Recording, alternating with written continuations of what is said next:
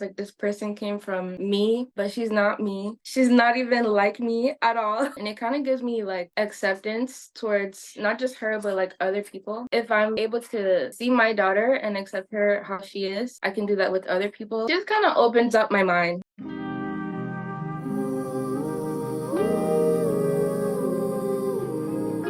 My name's Nadia and I'm a baby mama. I was 19 when I found out I was pregnant. I had like this weird tugging sensation happening in my stomach and I was like, I don't think that's normal. I just felt different. So I was like, let me go get the cheapest pregnancy test I could find. And it said I was pregnant. I was like, yeah, makes sense. I had like a mixture of feelings because I was excited, but I was always the sibling that was like, I'm gonna be the rich auntie and I'm not gonna have any kids because I'm the oldest sibling. I felt like I was capable of being a mom. My pregnancy was terrible. I was like severely underweight. I was bleeding constantly and I kept going to the doctor and I was like, can you just check and see if you hear the heartbeat? Can you just see if the baby's still there? I was so nervous. My daughter's dad was in the military in training, so I was kind of like on my own. I just did not enjoy it. I was sick the whole pregnancy. It didn't end after the first trimester and it wasn't like just in the morning. It would be sickness through the whole day. And then a hurricane happened, so I moved to Miami and that was a whole thing because the hurricane also came here and I didn't have any electricity, and just to be like alone during all of that kind of just had me feeling emotional. I cried very often when I was pregnant, sometimes for no reason. I tried to just focus on getting better and preparing for my daughter. Labor was insane. I didn't even know I was in labor. I just went to the doctor, like my normal checkup. It was my daughter's due date and I was like, great, I'm just gonna go see what's going on. And the doctor was like, girl, you're in labor. And I was like, there's no way I'm in labor. Like, I feel normal, I'm chilling.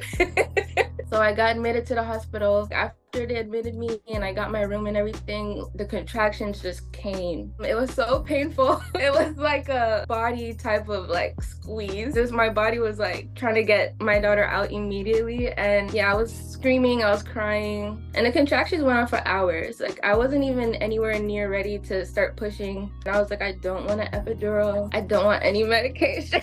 It was just such an intense pain that my mind kind of like checked me out of my body and just let my body go through what was happening, and my mind was like somewhere. Actually, I was telling the doctor, I was like, I'm ready to push. And she was like, you're not pushing. I was like, no, I'm feeling something happening down there in that area and I'm pushing. I can't even control it. My body was like just pushing her out. And they were like, no, you're not. And they walked out the room and I just started pushing her out because I was like, no, they're not listening to me. And my aunt, she worked for the hospital system, so she cussed out the nurses. She was like, she's pushing the baby out. Go in her room, go get her. When they came, my daughter was already kind of halfway out. Her head was already coming out and she was still in the sack. So they were like, oh yeah, you are pushing. After they got her out, I was still checked out. I kind of just laid back and they put her on top of me. They put my daughter on top of me and I just looked around like, what the fuck? And they just start stitching me up immediately. My body's twitching, my daughter's on me, and I'm just laying there like a fish. And I heard them kind of talking in the background and they were like, she's still bleeding, it's not stopping. So now I'm like preparing myself to die. And they were just like, it's not stopping, it's not stopping. And again, her dad was at this point stationed in Korea. So he's like in the air, he doesn't even know what's happening. So I'm just thinking in my head like, oh my God, he's gonna come here, I'm gonna be dead, and he's gonna have to raise our daughter as a single dad. And I was like, I hope he can do it. I hope he can take care of her. After that, I got my blood transfusions. They were like, your iron is like so dangerously low. I ended up in a hospital for like a week. We moved to Korea, South Korea, and I was just chilling. I was living my best life. But shortly after, postpartum depression really kicked my ass.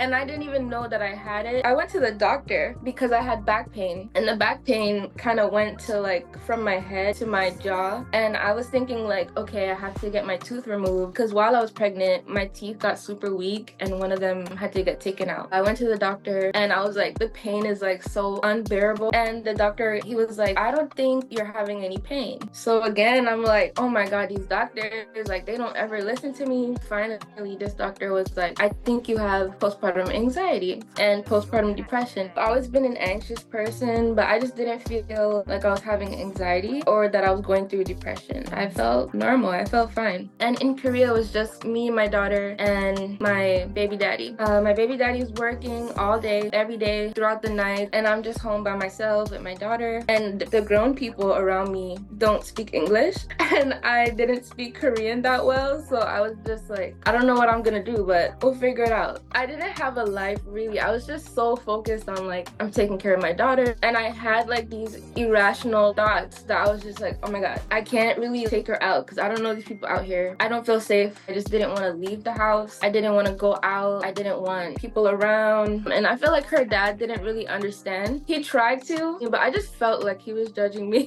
I felt like he wasn't listening to me, so that made me feel even more alone. Like even when I wasn't alone, I was like, I can't even talk to this guy. At some point, I ended up getting out and being my own person, and then I started doing music around the same time. Like seriously, I just started becoming myself. I breastfed for 2 years, and I feel like I would have kept breastfeeding if I didn't separate myself from my daughter for a little bit. I felt like it kept me like tethered to her, and it would be hard for me to let her stay like with my mom or with my baby daddy's parents or anything, because she was so dependent on it, and any problem that she had, I was just like, here.